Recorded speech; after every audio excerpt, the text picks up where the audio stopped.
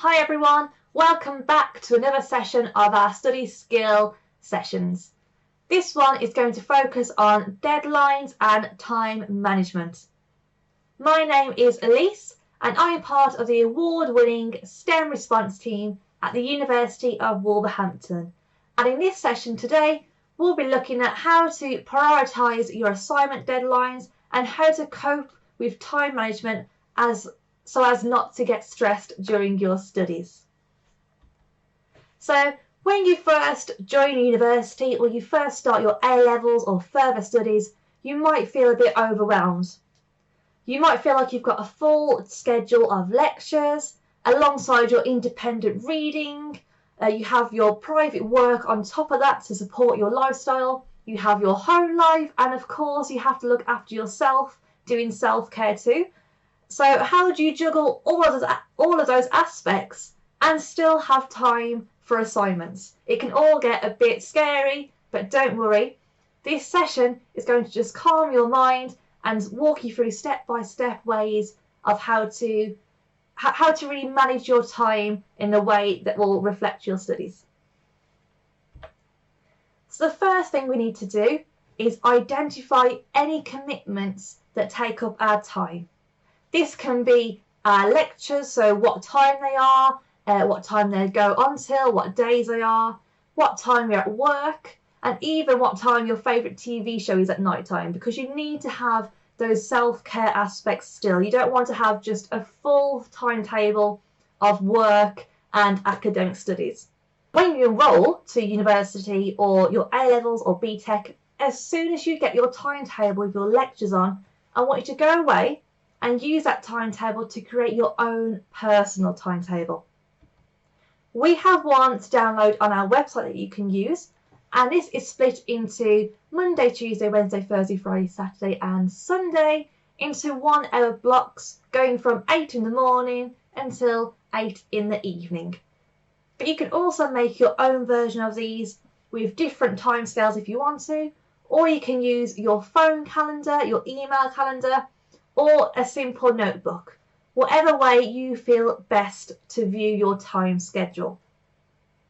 So once you get your schedule of lectures from wherever establishment you go to, take that home and just block out on your personal timetable what times and days those lectures take place. Once you've done that, go on to blocking out other things like work or family commitments. And I find it easier to assign a certain colour to each different aspect of my time.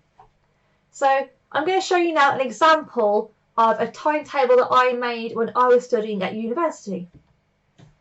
So you can see I have my lectures scheduled in orange, I have my personal TV time scheduled in yellow, I have my exercise time in blue, my work in green, and of course my personal commitments and enjoyment in pink. So where my lectures are, I've not just blocked out the time it takes for those lectures, say like if they're from 9 to 11, I've also blocked out the time that I take in university. So I'll be in the actual university building from 9 until 4. This way I know I'm in university, I have computers to use and the library to use if I need, or it means that I may not have the actual time outside of that lunchtime to do work. So it might even be a constraint, not any help. So once I've written and blocked out all my colours and all my time constraints, I can then see clearly what time I have left free. So you can see here, Mondays in the evening I have free, the most of Tuesday and Thursday I have free, and I have Friday evenings and afternoons free as well. As I worked Saturday and Sunday, although I had free spaces in the evening and the morning, I can decide that I don't want to do any kind of assignment work or independent learning in that time because, as I said earlier, self-care is also really important and you don't want to stress yourself too much by taking on too much work every day. So once you've laid out your timetable and you understand where your time is being used, it's then time to prioritise your activities. So when you prioritise your activities, this can mean prioritising how many assignments you have and which ones are most important, because it's likely that you'll have a few modules at once with a few assignments at the same time. So you could have up to 6 or more assignments being given at one time. So how then do you go around prioritising what's important? What I do, and what I encourage you all to do when you get these assignments, is make a list. So list out each of your modules and the relevant tasks that you have for those, and then put their deadline in a column next to them. So by doing this, we can see what each module has and when the deadline is. And we can go around noting how important it is to get that task done.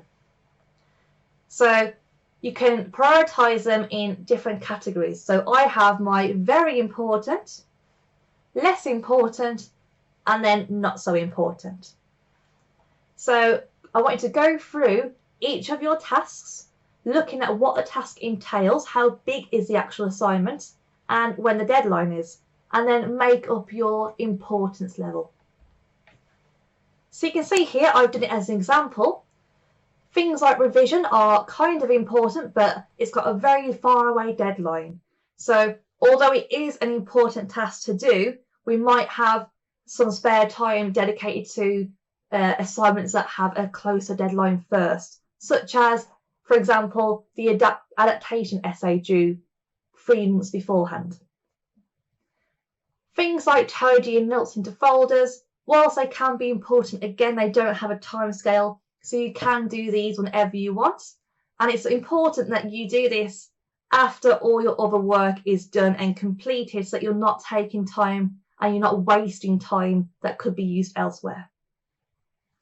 However, what's really important is to realise that just because something has a deadline that's far away doesn't mean it should be on your lesser importance scale. I'm going to give you an example now based on my own experiences. So if you look at the bottom where it says practical fieldwork skills, you'll notice there is an evidence portfolio and it's due January 19th. So imagine you were assigned this portfolio in September and you think that you have until the new year to do it. This kind of portfolio is very, very common in practical courses. So courses that have a lot of field work or a lot of lab work. And in these portfolios, you write up little tiny reports based on each thing you did and compile it in one portfolio to make up the evidence and to show you understand each of those lessons and practical activities that you took place. So with my evidence portfolio, there were 6 individual reports I had to write, spanning across 6 weeks. So we would have 1 practical lesson each week and then have to write a report based on that lesson. Now, as it was due in the new year, I could have waited until the month before to start these reports. But in this case, it made more sense to spend a few hours each night writing the report for that day. But there are 2 options. So option 1 is you make it your low priority. None of these options are right or wrong, by the way. It's whatever you feel is best, but these are just some options you can do and which one worked best in my own experience. So option 1 is a low priority. You pick it up nearer to the deadline date, but that does mean that you're writing 6 reports in maybe 1 or 2 weeks, which means you're dedicating 12 hours or 6 hours in those 1 or 2 weeks, just on that one assignment. Route 2 is where you spread the assignment out over the 6 weeks. So you class it as a medium priority and you break it into smaller chunks. In my personal experience, what I did, as soon as I finished that practical activity on the day, I would spend the evening writing this report. And that meant that I'd work for about 2 hours per week on each report over a span of 6 weeks, making it much more manageable and not one huge lump of work at the end of the deadline date. Because the closer you leave it to deadline date, the more stress you will get too. So we've gone through how to make a timetable, and how to prioritise your work. I'm now just going to share some top tips to finish off with that can help make your time or help manage your time better. So tip number 1 is organise your space. Have an actual desk if you can, or a location where you do all your research and reading work. The worst thing to do is to get your laptop and write in bed. I know it sounds very, very comfortable, but then you associate your bed with sleeping. So you don't want to do your work in a place that you associate with being tired, because it'll be very, very easy to put your laptop down and have a quick nap. You also want to make sure that your space is clean. I know a lot of people, including myself, can't work too well when your desk is all cluttered with books. So just make sure it's all nice and neat, and you will have a better work ethic too. Tip number 2 is to take regular breaks. You don't want to take too many breaks that you lose track of your research momentum, but then you don't want to stay sat at a computer screen for hours and hours on end, as you'll get headaches and you'll lose your track of thought. A good thing to do is work for 50 minutes and then take a 10-minute break. This will give you a short enough break to recover and get a drink or a snack, and it'll stop you from getting headaches and eye strain. Speaking about snacks, that's our top tip number 3. So make sure you don't research on an empty stomach, as you won't be able to concentrate. You also want to have those healthy mindsets. So don't try and just fill your mouth and your stomachs with tasty food like McDonald's and cake. As much as we love that, you want to give your brain healthy food. The healthier you eat, the more nutrients your body will get, and the better you will concentrate. Just like eating healthily and looking after your body, you need to also look after yourself with your sleep schedule.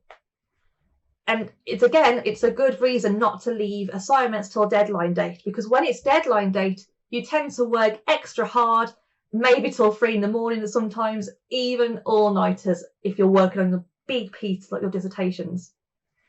So make sure you get enough sleep, have a certain time of night where you switch off from all work, and at least an hour before bedtime to let your brain calm down and reset. Similarly to organising your space, you want to get any chores done first around the house before you start doing your work.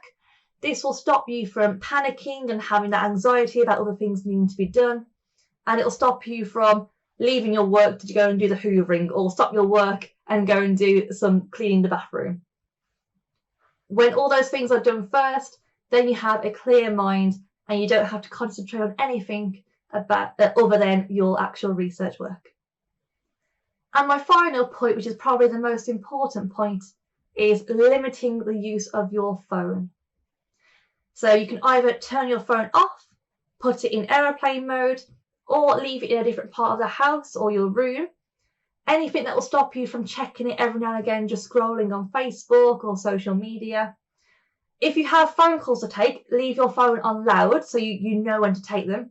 But just try and avoid scrolling through social media, as it really takes up lots of time and can distract you. If you need your phone nearby but are still struggling not looking at it, there are many apps you can download. One, for example, is called Forest, and this is where you can grow a little tree on your phone. And basically, if you go off the app and use your phone for Facebook and Instagram, the tree pretty much dies. So the whole point is to keep the tree alive by the time that you finished your assignment. So these are just a few things to help you with your time management. I hope some of them have helped. Stay tuned and look forward to some of our other study skill sessions this week.